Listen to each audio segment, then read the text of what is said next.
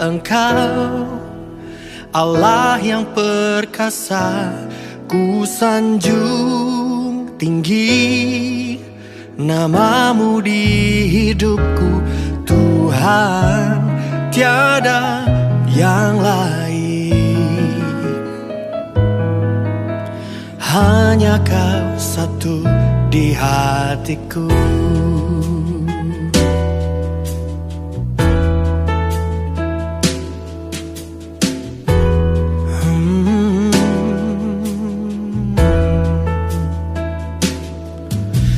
Selain Kau tiada yang lain, hanya Kau milikku di surga. Sekalipun dagingku lenyap, hatiku lelah tak berdaya. Sembah Engkau Allah yang perkasa, ku sanjung tinggi namamu di hidupku Tuhan, tiada yang lain. Hanya Kau satu di hatiku. Sembah Engkau Allah yang perkasa, ku sanjung tinggi namamu di hidupku Tuhan, tiada yang lain. Hanya Kau satu di hatiku.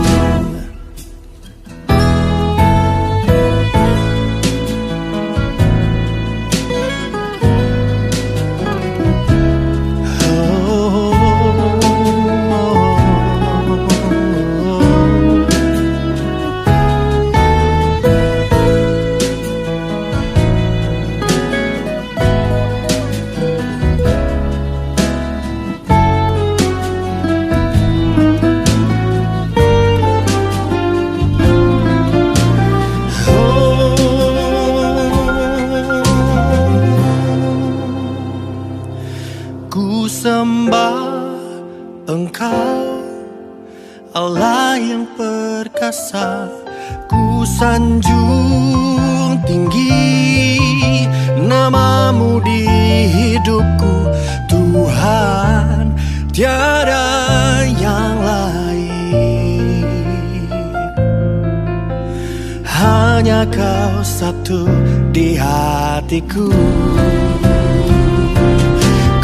Sembah Engkau Allah yang perkasa, ku sanjung tinggi namamu di hidupku Tuhan, tiada yang lain. Hanya Kau satu di hatiku. Tuhan, tiada yang lain. Hanya Kau satu di hatiku. Tuhan, tiada yang lain. Hanya Kau satu di hatiku.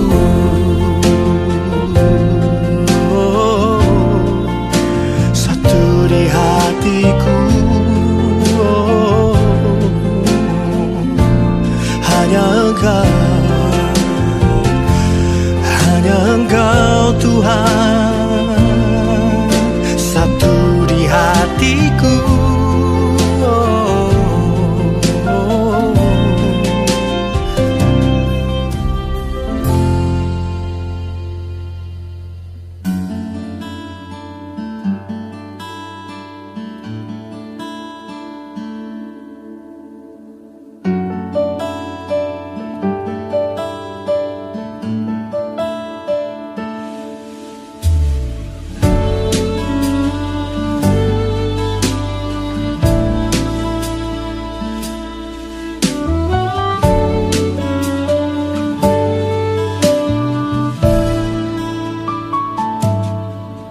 Ku dengar tentangmu, Immanuel.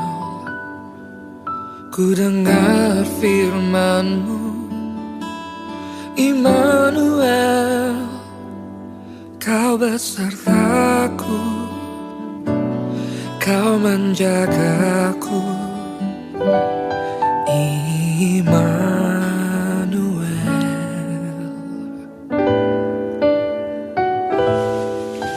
Dalam kehidupanku, Kau sertaku. Dalam setiap langkahku, Kau jagaku. Sebab Kau Bapakku dan Rajaku, Engkau besertaku.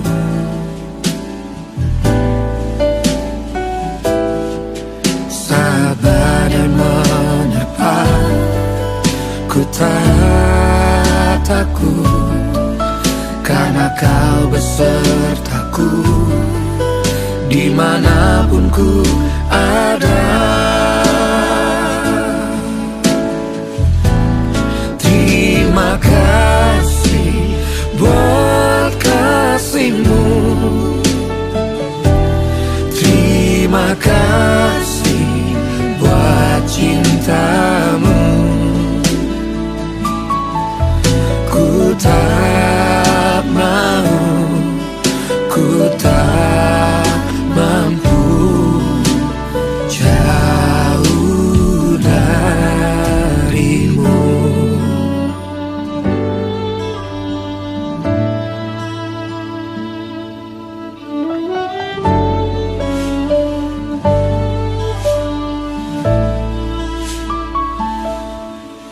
Dalam kehidupanku, Kau sertaku. Dalam setiap langkahku, Kau jagaku. Sebab Kau Bapakku dan Rajaku, Engkau besertaku.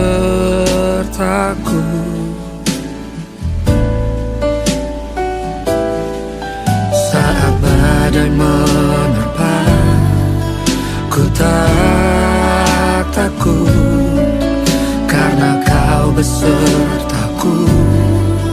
Dimanapun ku ada, terima kasih buat kasih-Mu. Terima kasih buat cinta-Mu. Ku tak mau, ku tak mampu jauh dari-Mu. Terima kasih buat kasih-Mu. Terima kasih buat cinta-Mu. Ku tak mau, ku tak mampu jauh dari-Mu.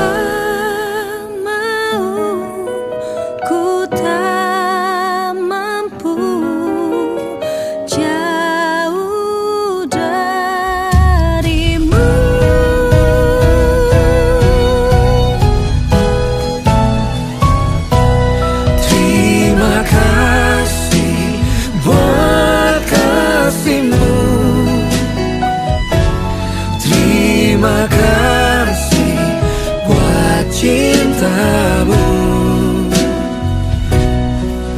Ku tak mau, ku tak mampu jauh darimu. Terima kasih buat kasih-Mu, yeah. Terima kasih buat cintamu.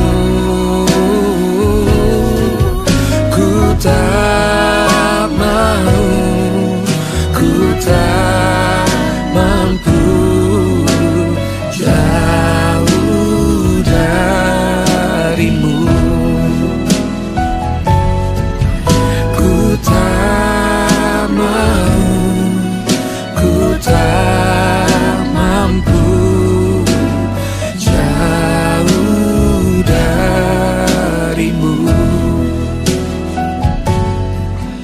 Ku tak mau, ku tak mampu jauh darimu.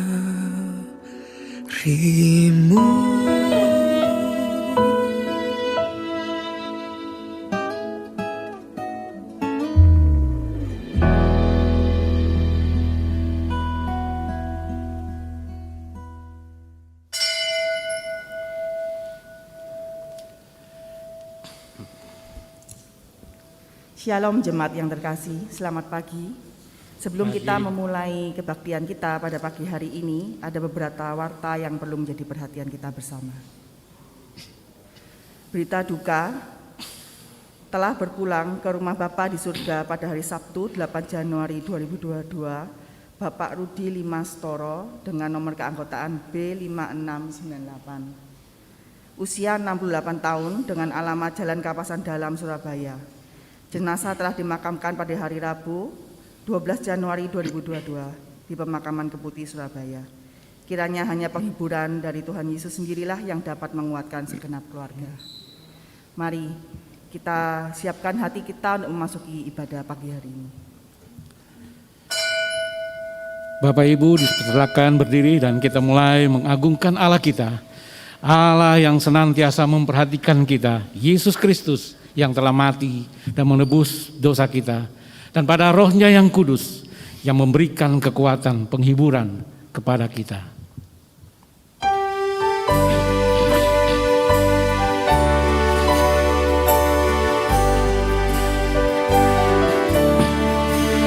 Allah Bapa, kami puji Engkau. Allah Bapa, kami puji Engkau.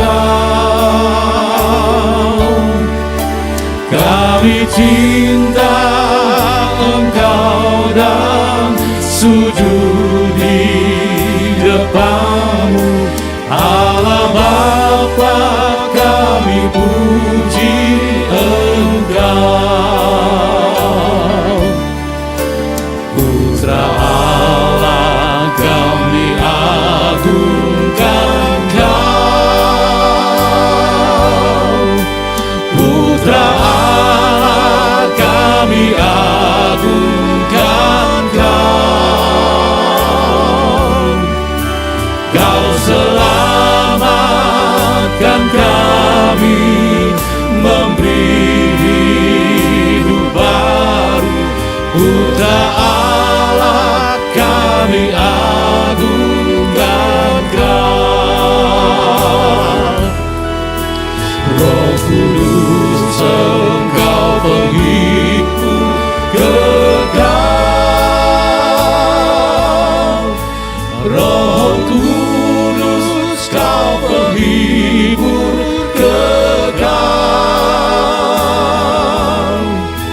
Kau memimpin, Kau tinggal dalam hati kami. Roh Kudus, Engkau penghibur. penghibur kekal.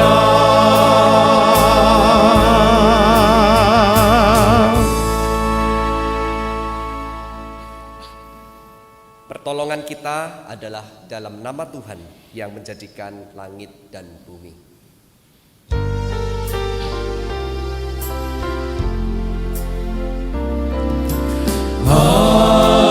Amin, amin, amin,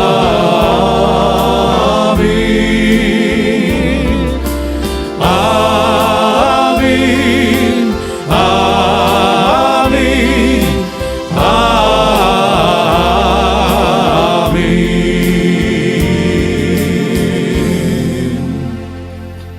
Kasih karunia dan damai sejahtera dari Allah Bapa dan Tuhan Yesus Kristus beserta saudara sekalian. Dan beserta saudara juga. Silakan duduk. Jemaat Tuhan, tangan Tuhan tidak kurang panjang untuk menolong kita. Setiap janji-janjinya yang memberkati kita, melindungi kita, dia pasti akan digenapi. Kalau Ayub ditolong, kalau Petrus ditolong ketika hampir tenggelam, maka saya yakin kita dimanapun berada pasti ditolong Tuhan.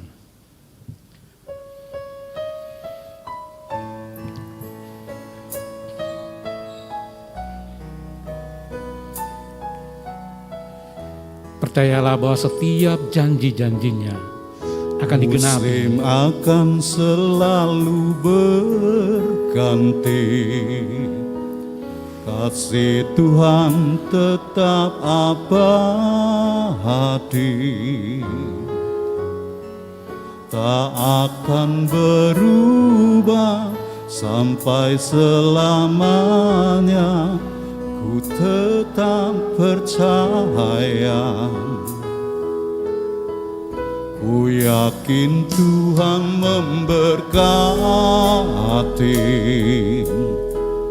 ku yakin Tuhan melindungi. Burung di udara Tuhan pelihara, karena kasih-Nya Tuhan selalu menolongku, selalu menjagaku, sehelai di rambutku tak akan terjatuh tanpa seizin-Mu. Tuhan selalu menolongku, selalu menjagaku. Dia mengenyangkanku dan peliharaku seumur hidupku. Sama-sama dengan iman katakan, musim akan selalu berganti, kasih Tuhan tetap abadi, kasih Tuhan tetap abadi, tak akan berubah sampai selamanya. Ku tetap percaya, ku yakin Tuhan memberkati, ku yakin Tuhan memberkati, ku yakin Tuhan melindungi.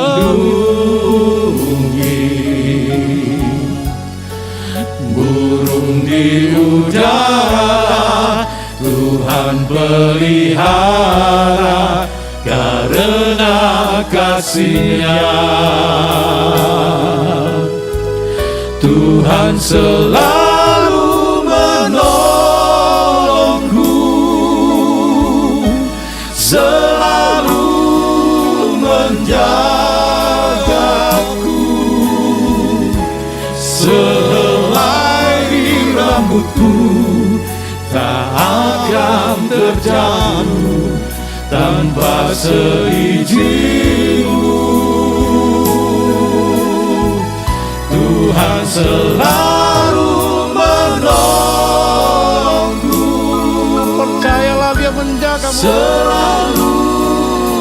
menjagamu, Dia mengenyangkanmu dan peliharaku seumur hidupku. Tuhan selalu menolongku, selalu menjagaku, sehelai rambutku tak akan terjatuh tanpa seizin-Mu. Tuhan selalu menolongku, selalu menjagaku, Dia mengenyangkanmu dan peliharaku seumur hidupku. Tuhan selalu menolongku, selalu menjagaku, sehelai rambutku tak akan terjatuh tanpa seizin-Mu. Tuhan selalu menolongku,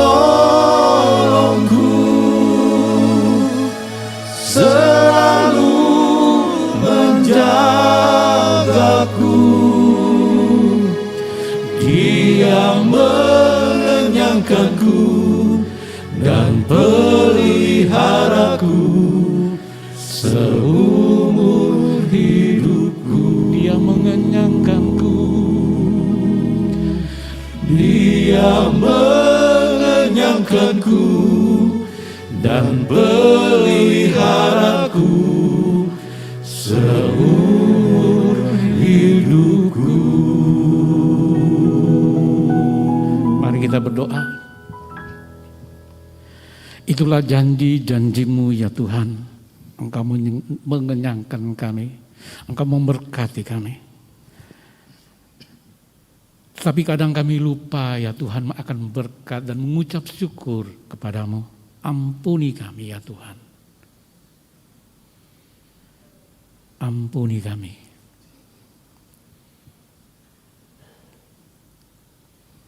Di dalam nama Tuhan Yesus Kristus yang sudah mengampuni kami berdoa.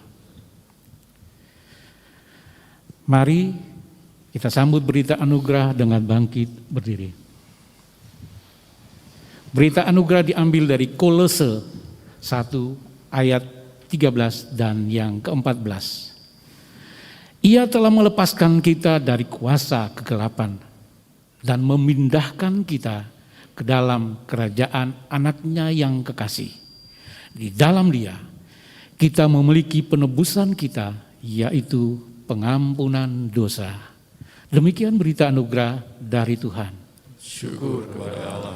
Salam damai. Damai Tuhan beserta kita.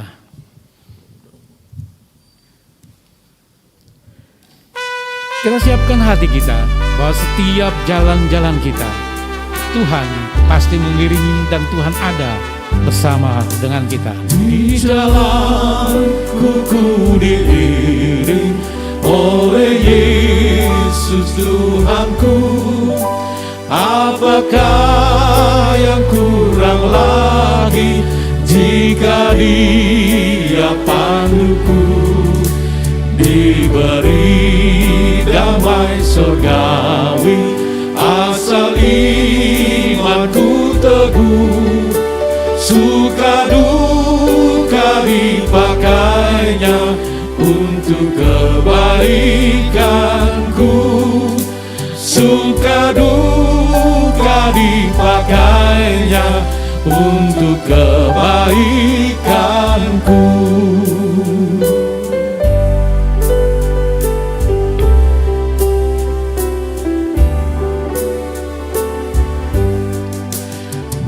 jalanku yang berliku, dihiburnya hatiku.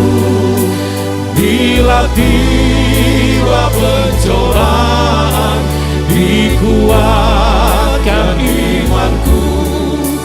Jika aku kehausan dan langkahku tak tetap, dari cadas di depanku datang air yang sedap.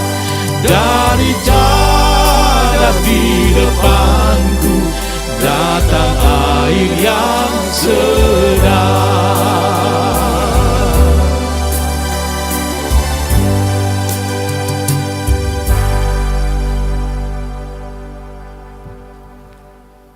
Mari kita mempersiapkan hati kita untuk merenungkan firman Tuhan. Ya Tuhan, pada saat ini ya Tuhan, kami ingin mempersiapkan hati kami, pikiran kami untuk kami merenungkan firman-Mu ya Tuhan.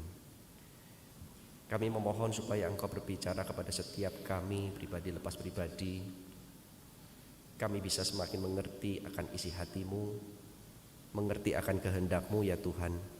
Dan terlebih lagi, tolong kami untuk kami diberikan kuat kuasa-Mu ya Tuhan dari Roh Kudus, supaya kami bisa melakukan apa yang harusnya kami lakukan sebagai anak-anak Tuhan. Demikianlah permohonan doa kami ya Tuhan, di dalam nama Tuhan Yesus kami berdoa. Amin. Dipersilakan duduk.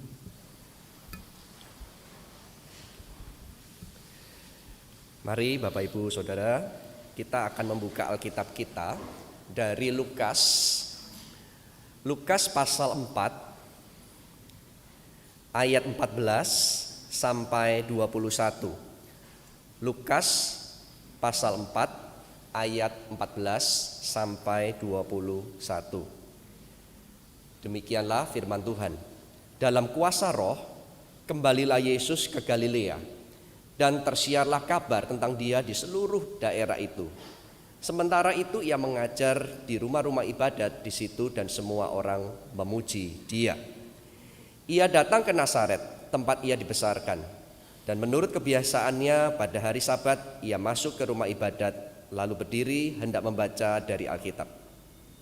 Kepadanya diberikan kitab Nabi Yesaya, dan setelah dibukanya ia menemukan nas di mana ada tertulis, Roh Tuhan ada padaku, oleh sebab ia telah mengurapi aku untuk menyampaikan kabar baik kepada orang-orang miskin, dan ia telah mengutus aku untuk memberitakan pembebasan kepada orang-orang tawanan dan penglihatan bagi orang-orang buta, untuk membebaskan orang-orang yang tertindas, untuk memberitakan tahun rahmat Tuhan telah datang.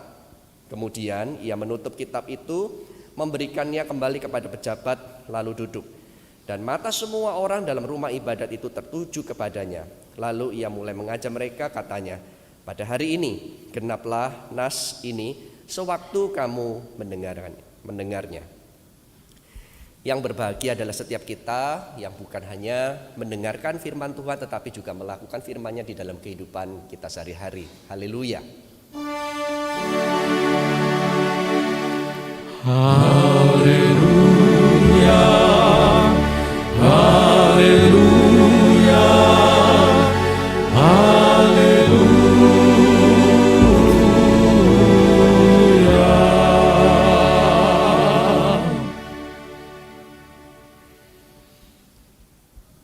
Bapak Ibu Saudara, saya permisi melepas masker saya.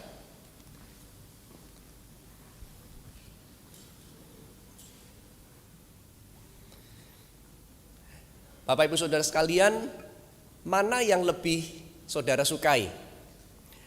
Menyampaikan kabar buruk atau menyampaikan kabar baik? Menyampaikan kabar buruk atau menyampaikan kabar baik? Saudara, mungkin setiap kita pada umumnya kita suka menyampaikan kabar baik, saudara. Nah, Bapak Ibu Saudara sekalian, saya ingat betul apa perasaan saya ketika saya menyampaikan kabar buruk kepada seorang rekan kerja saya. Pada waktu itu saya pelayan di Gereja Kristen Kalam Kudus, Solo. Saudara, beliau terkena kanker, saudara, kanker rahim. dan itu sudah stadiumnya parah.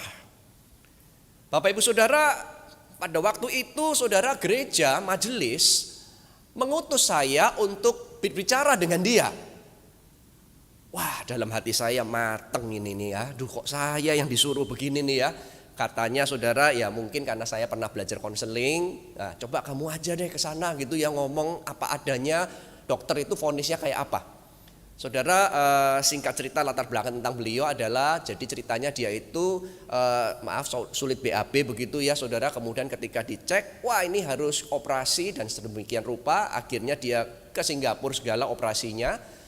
Tapi dia belum tahu saudara, hasil dari operasi itu seperti apa begitu ya saudara.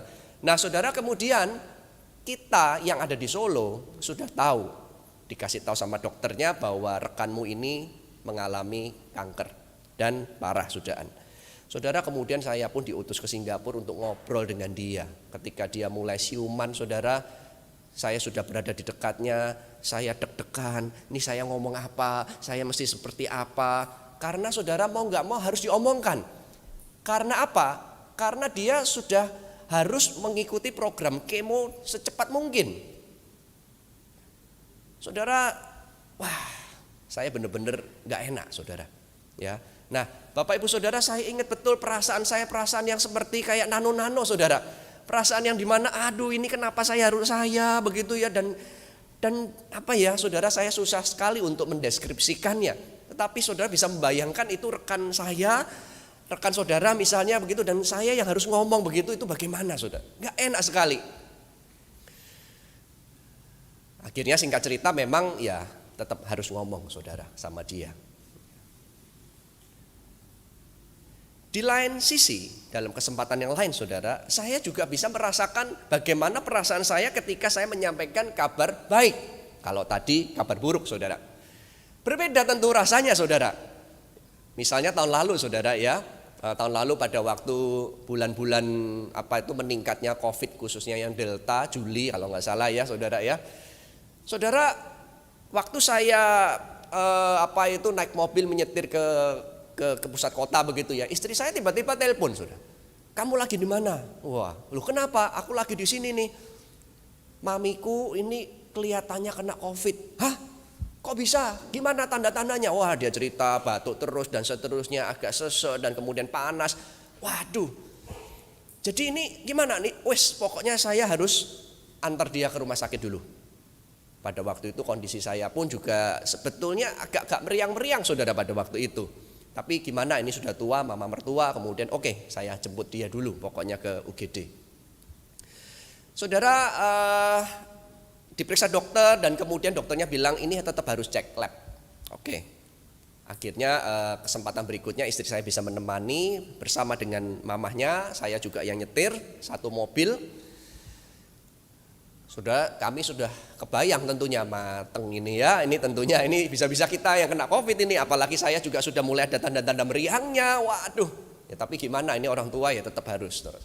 Saudara, kemudian akhirnya betul saudara, ketika dites mertua saya kena positif.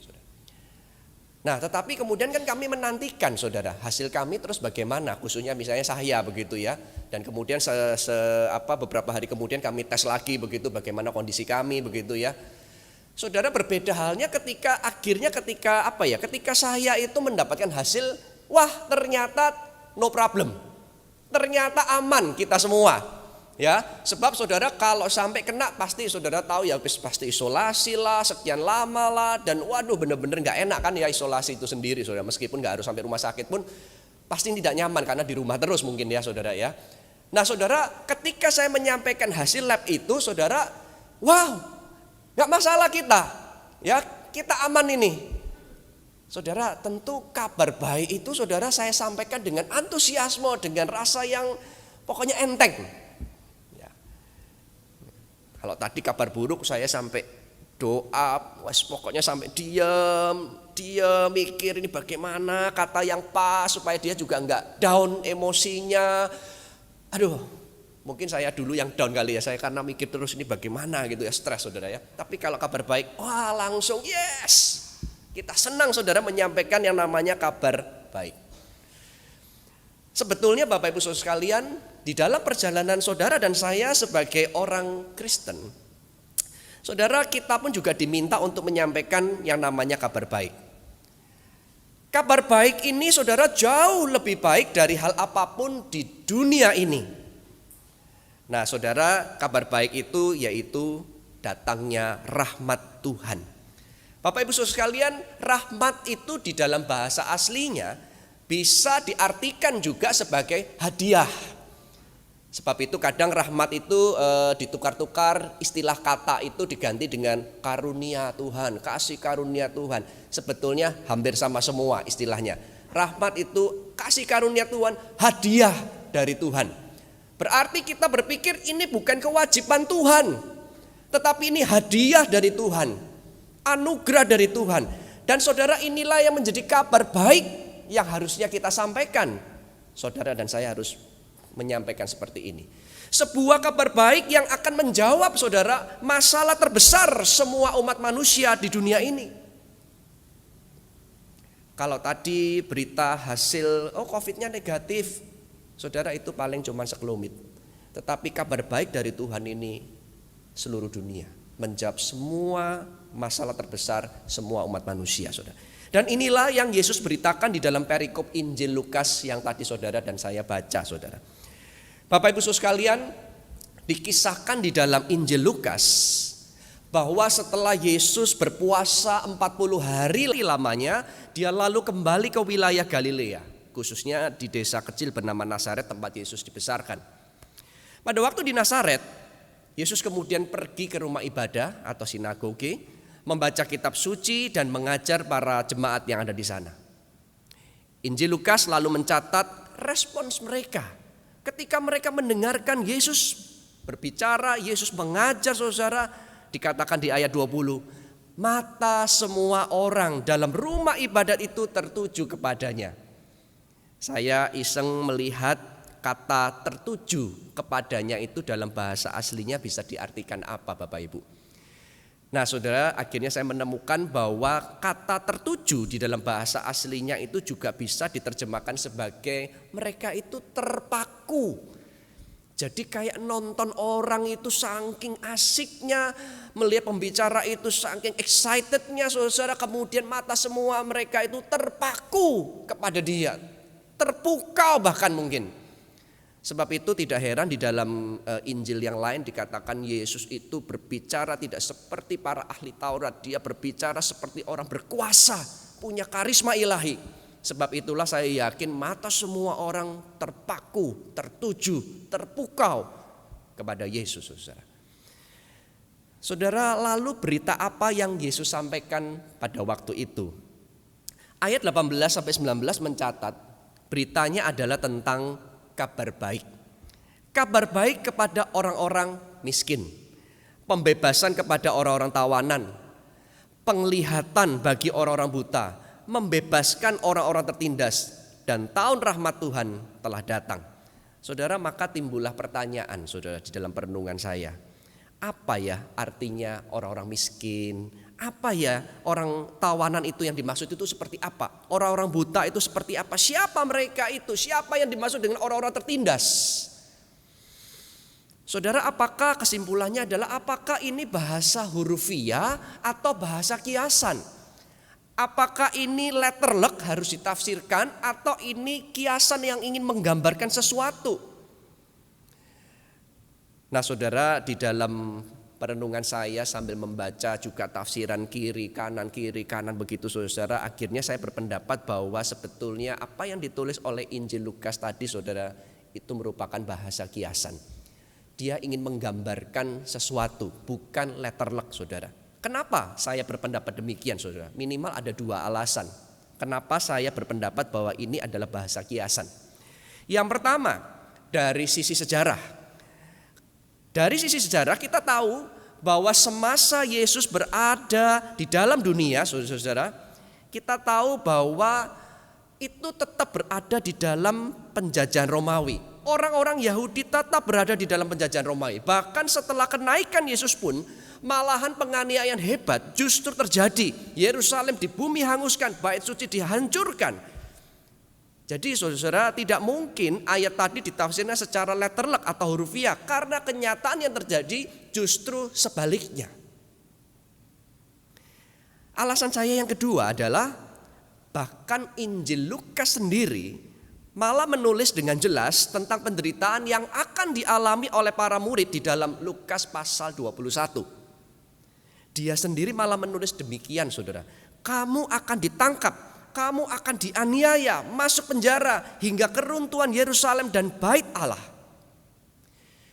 Jadi dari hal ini Bapak Ibu Saudara sekalian, saya melihat bahwa Lukas sadar betul bahwa apa yang ditulis dari Lukas pasal 4 tadi, saudara, itu merupakan bahasa kiasan. Karena dia sendiri sadar dan bahkan menulis di dalam Lukas pasal 21, para murid itu akan mengalami yang namanya penderitaan fisik. Nah, Bapak Ibu Saudara sekalian, dari pengertian semacam ini, saya kemudian merenungkan malah kita justru bisa belajar satu hal. Yaitu apa? Yaitu bahwa sekalipun saudara dan saya menjadi murid Yesus sekian lama, menjadi seorang pelayan Tuhan sekian lama, ternyata tidak ada jaminan bahwa kita terbebas dari penderitaan di dunia ini. Kita tetap bisa mengalami penderitaan yang namanya misalnya finansial. Kita juga bisa terkena yang namanya PHK. Kita juga bisa mengalami kerugian harta benda karena efek pandemi mungkin. Saya ingat betul Bapak Ibu, jemaat di Kalam Kudus itu waktu itu ya, sekitar mungkin awal-awal pandemi terjadi, mulai booming pada waktu itu. Ada seorang jemaat datang Bapak Ibu Saudara sekalian. Dia seorang yang kaya raya, bahkan dia pelayan Tuhan yang sangat aktif. Bukan cuma di majelis, bahkan di level sinode Bapak Ibu. Tetapi karena pandemi yang begitu hebat, saudara-saudara, dia itu datang ke saya, minta didoakan, minta dikonseling. Tangannya saudara bergetar, saudara. Tangannya bergetar Bapak Ibu Saudara sekalian. Karena saking stresnya. Padahal dulu saya melihat dia seorang yang gagah, melihat orang yang sangat berwibawa, sangat percaya diri. Saudara, artinya apa? Saya mau katakan sekali lagi melalui kasus seperti ini bahwa seorang Kristen sekalipun yang sudah taat, yang sudah kelihatan pelayan Tuhan sekalipun bisa mengalami yang namanya stres, bisa mengalami penderitaan, saudara. Bisa sakit hati, bisa sakit jasmani. Melalui semua hal ini saya mau katakan bahwa kalau saudara dan saya akhirnya mengalami hal-hal seperti demikian, jangan terkejut dan jangan goyah iman kita. Karena semua orang Kristen, semua murid Tuhan bisa mengalami penderitaan, saudara. Nah, sekarang kembali lagi ke ayat 18-19 tadi, yaitu tentang kabar baik kepada orang miskin, orang tawanan, orang buta, orang tertindas. Seperti yang tadi saya katakan, buat saya sekali lagi ini adalah bahasa kiasan, di mana artinya Bapak Ibu, orang-orang tersebut berada di dalam belenggu dosa. Mereka miskin, tertawan, buta dan tertindas dalam belenggu kuasa dosa. Dan inilah yang namanya masalah terbesar manusia. Dan kemudian Yesus datang membawa solusi, membawa kabar baik, yaitu rahmat Tuhan, sebuah solusi atas masalah terbesar manusia tersebut. Saudara, orang seringkali menyelesaikan masalah hanya pada permukaannya saja, hanya pragmatis. Contoh ya, contoh saudara. Misalnya ada seorang yang belajar tidak ingin lagi marah-marah. Dia ingin hidupnya lebih tenang, lebih damai. Ya, pokoknya lebih stabil emosinya. Sudahlah, aku ingin stop, gak mau marah-marah. Saudara, kemudian apa yang dia lakukan, saudara? Dia mungkin bisa jadi cuman ambil tips-tips praktis. Misal, ambil napas panjang, tarik napas panjang, minum air ketika mau marah, mungkin minum air yang cukup dingin. Ya, kita mungkin pernah mendengar tips-tips seperti itu. Atau mungkin dia harus menjauhi pemicunya. Kalau pemicunya itu adalah karyawan-karyawan yang rasanya susah diatur, oke, kalau gitu kamu jarang-jarang ketemu saja sama orang-orang seperti itu. Take a break misalnya. Ambil waktu misalnya ke pegunungan, meditasi di sana, tarik napas panjang di sana dan sebagainya. Baca buku yang lucu-lucu, lihat tayangan yang humor-humor. Saudara, mungkin itu memang tetap berguna. Tetapi bisa jadi itu bukan menyelesaikan akar permasalahannya. Karena yang diselesaikan bukan masalah terbesarnya. Padahal akar masalahnya, padahal masalah terbesarnya itu bisa jadi karena dia punya berhala pada dirinya sendiri. Yaitu misalnya ingin dipuji, misalnya ingin mengendalikan orang lain, ingin menguasai orang lain. Rasanya kayak dia itu Tuhannya, dia itu bosi, ya dia itu adalah orang yang patut dipandang. Nah, ketika melihat orang lain tidak nurut sama dia, saudara, kemudian dia marah. Nah, masalah terbesarnya bisa jadi karena dia punya berhala, yaitu dirinya sendiri. Ada kesombongan tersembunyi. Singkatnya, dosa itu adalah akar masalahnya. Dosa adalah masalah terbesar atas kebiasaan marah-marahnya dia. Nah, Bapak Ibu Saudara sekalian, kita sama-sama tahu bahwa dosa itu telah membuat rusaknya hubungan Allah dan manusia. Dan ini panjang dampaknya, dan ini dalam dampaknya, saudara-saudara. Ketika dosa itu membuat rusak hubungan antara Allah dan kita, saudara, maka akibatnya misalnya, satu, gambar diri manusia juga ikut rusak. Konsep diri manusia ikut rusak. Sehingga artinya kita memahami diri kita berdasarkan standar kita, berdasarkan konsep diri kita. Kita tidak lagi memiliki akses untuk mengenal diri kita dari kacamata Tuhan yang adalah penciptanya sendiri. Padahal kita sama-sama tahu ya, saudara, kalau kita memahami diri sendiri, harusnya kita melihat dari kacamata si penciptanya. Dialah yang punya standar. Dialah yang tahu bagaimana cara kerja di dalam diri kita. Dia yang tahu. Sayangnya, saudara, karena dosa itu membuat hubungan antara manusia dan Allah putus. Akses pengetahuan tentang diri kita melalui kacamata Allah putus. Ketika gambar diri itu rusak, itu juga panjang akibatnya. Misalnya, saudara, relasi antar manusia pun juga ikut rusak. Kita sama-sama tahu misalnya kalau kita itu lihat lampu lalu lintas itu mati. Di tengah persimpangannya begitu banyak lampu lalu lintasnya mati. Saudara bisa bayangkan betapa chaosnya, betapa kacaunya, saudara. Antar manusia, antar pengguna jalan itu berjalan. Mereka semua pada mikir pikirannya sendiri, pakai konsepnya sendiri, pakai standarnya sendiri. Mau maju, mau mundur, mau berhenti, mau apapun. Kacau pasti terjadi di sana. Sama, saudara. Ketika gambar diri manusia itu rusak, per individunya rusak, maka relasi antar individu juga ikut rusak. Saudara, begitu panjang akibat dari dosa. Dan ujung dari akibat dosa itu adalah seperti yang kita ketahui, yaitu maut. Kematian kekal, saudara. Betapa ngerinya Bapak Ibu dosa itu, yang adalah masalah terbesar dari seluruh umat manusia di dunia ini. Tetapi syukur kepada Allah, kata Rasul Paulus ya, puji syukur kepada Allah. Yesus datang membawa rahmat Tuhan. Yesus datang membawa berita pembebasan belenggu dosa melalui pengorbanan dirinya di kayu salib. Bersyukurlah jikalau saat ini saudara dan saya sudah menerima dan menikmati rahmat Tuhan. Bapak Ibu, kita tidak lagi hidup di dalam status manusia berdosa. Maut tidak lagi berkuasa atas kita.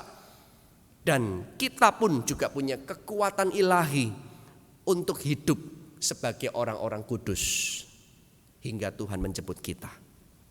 Bukankah ini sebuah kabar baik Bapak Ibu buat kita?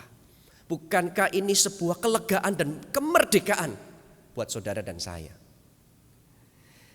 Sekarang tugas kita, bagi kita yang sudah menikmati rahmat Tuhan adalah kita mewartakan rahmat Tuhan. Mewartakan rahmat Tuhan yang sudah kita alami kepada orang-orang yang belum mengalaminya. Mereka mungkin berada di dalam rumah kita. Orang-orang itu mungkin berada di dalam keluarga besar kita. Sebentar lagi kita mungkin sebagian merayakan Imlek. Ada yang mungkin pulang ke keluarga tertentu, kemudian kita berkumpul, ya bertemu dengan keluarga besar. Coba lihat saudara, berapa banyak orang-orang di sana yang belum mengenal, belum menikmati rahmat Tuhan.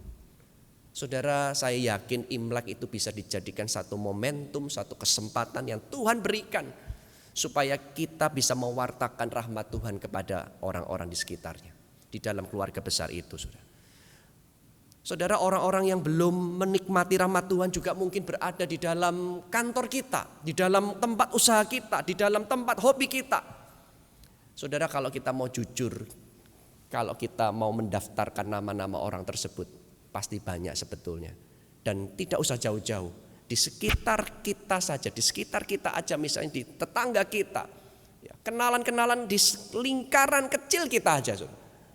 Mungkin itu banyak sekali, saudara, kalau kita mau mendaftarkan nama orang-orang tersebut. Saudara, biarlah hari ini, saudara, kita yang sudah menikmati rahmat Tuhan, kita punya dorongan, punya desire untuk kita mewartakan rahmat Tuhan. Semoga awal tahun 2022, saudara dan saya kembali berkomitmen untuk menjadi pewarta tahun rahmat Tuhan. Beritakan bahwa Yesus adalah pembebas manusia dari belenggu dosa yang adalah masalah terbesar dari umat manusia. Amin. Tuhan memberkati. Mari kita berdoa.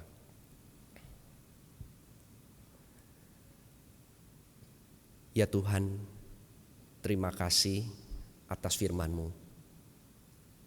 Dan terlebih dari itu kami mengucap syukur, berterima kasih atas rahmat Tuhan yang sudah kami alami terlebih dahulu. Kami sangat bersyukur punya Allah seperti Engkau yang dengan kasih karunia-Mu ya Tuhan, Engkau memilih kami, menyelamatkan kami dari status keberdosaan kami. Dan sekarang tugas kami ya Tuhan, tolong untuk kami selalu diingatkan, diteguhkan bahwa kami adalah pewarta-pewarta rahmat Tuhan untuk orang-orang yang ada di sekitar kami. Terima kasih Tuhan. Demikianlah doa dan komitmen kami. Di dalam nama Tuhan Yesus kami berdoa. Amin.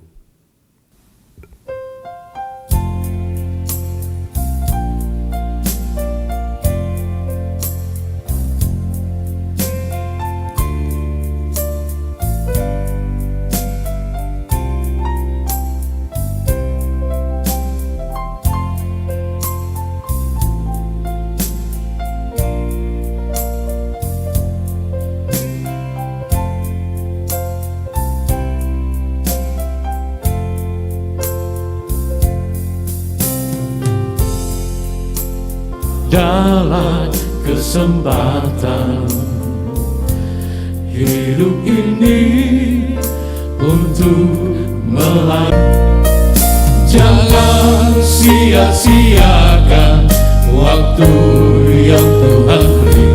Hidup ini harus jadi berkah.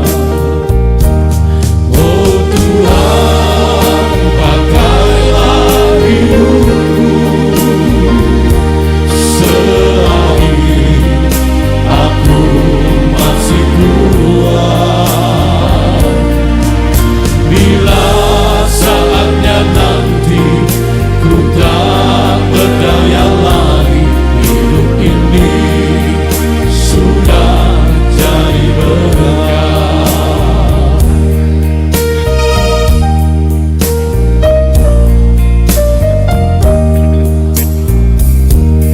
Hidup ini adalah kesempatan.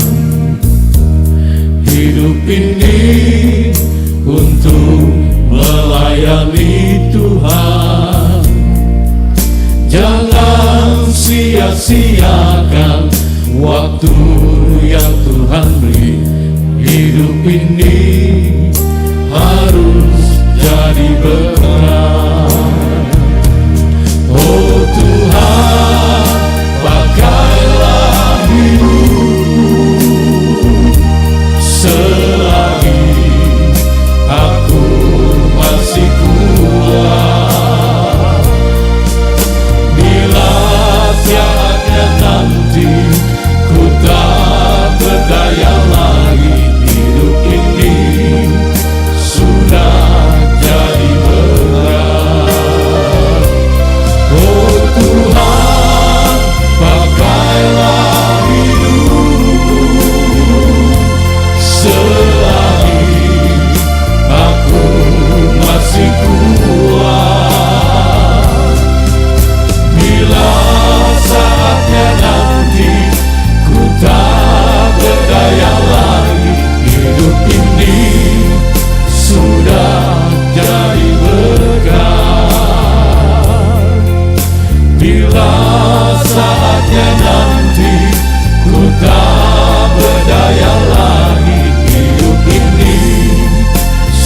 sudah jadi berkat.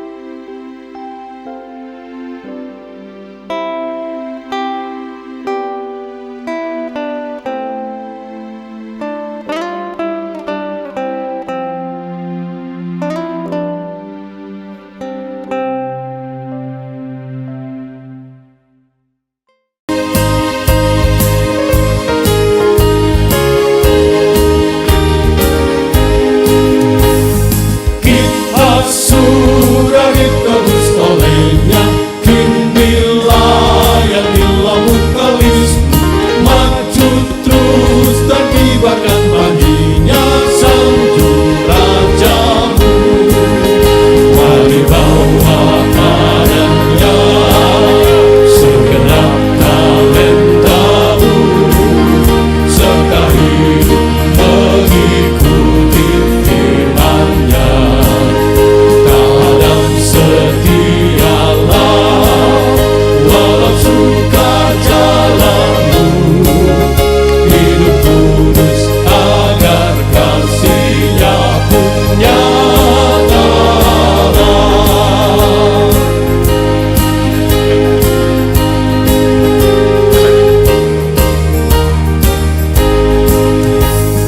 Waktu suka atau waktu duka, walau badai datang melanda, janganlah jemu melayaninya sanjung rajamu. Mari bawa padanya segenap talentamu, serta hidup mengikuti firman-Nya. Taat setialah walau sukar jalanmu, hidup kudus agar kasih-Nya pun nyatalah.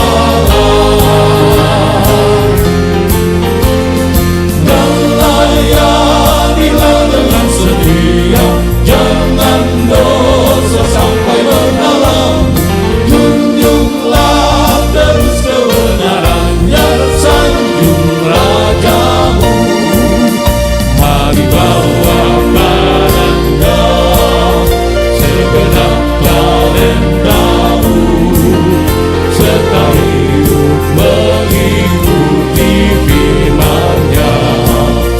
Taat dan setialah walau sukar jalanmu, hidup kudus agar kasih-Nya pun nyatalah.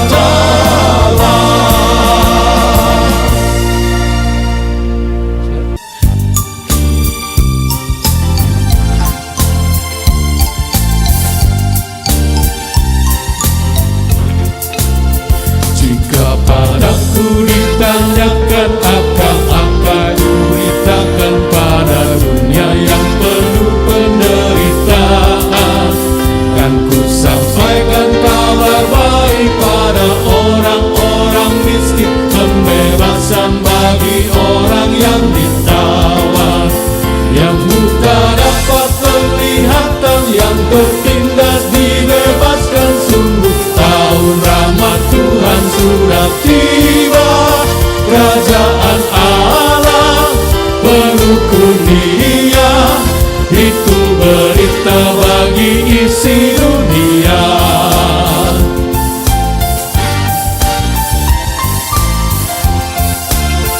Jika padaku ditanyakan apa akan ku sampaikan pada dunia yang penuh dengan cobaan.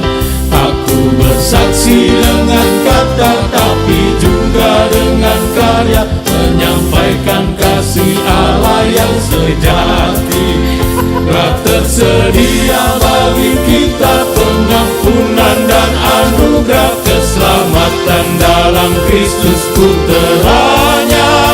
Kerajaan Allah bagi isi dunia.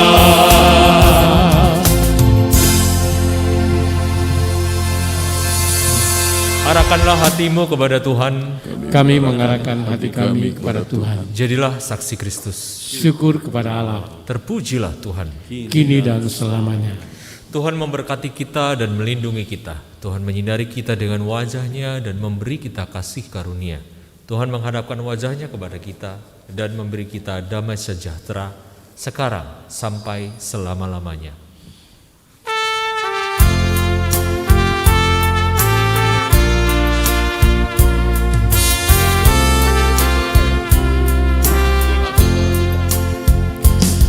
Haleluya, haleluya, haleluya, amin. Di setiap kata dan karyaku, haleluya, amin. Haleluya, haleluya, haleluya, amin. Di setiap kata dan karyaku, haleluya,